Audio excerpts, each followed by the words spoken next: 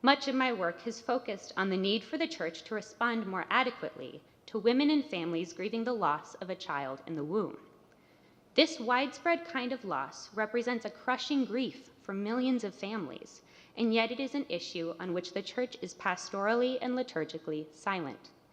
I mention this as just one example of the many, many unspoken wounds suffered by families around the world, wounds that beg for a pastoral response.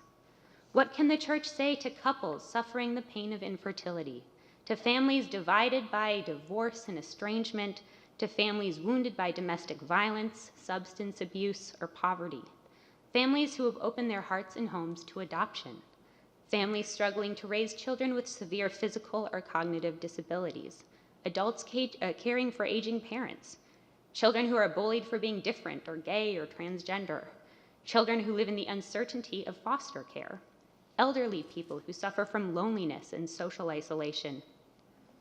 Additionally, it is important for us here, most of us white, middle-class, well-educated US Americans, to keep in mind that we, not the poor and marginalized, are the outliers.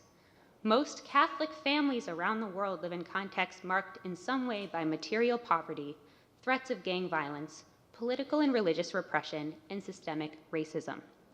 These families do not need to look to the culture warriors and conspiracy theorists to invent crises for them.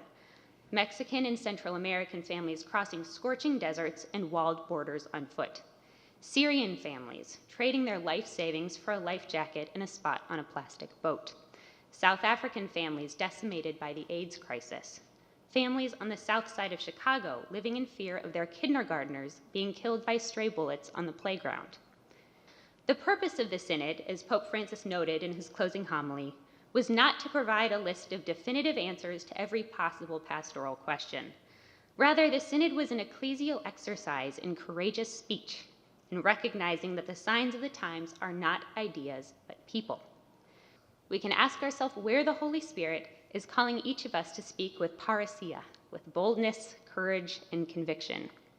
What is it in my lived reality, in the lived reality of my family, that cries out to be heard by the community? What wounds am I carrying? What are the wounds of my family? What wounds of others and of the world have I borne witness to? How can we make our communities of faith places that do not censor people's cries by jumping to judgment or explaining them away with easy answers? Can we dare to allow the groups of people about whom so much has been said by the bishops speak of their own wounds in their own words?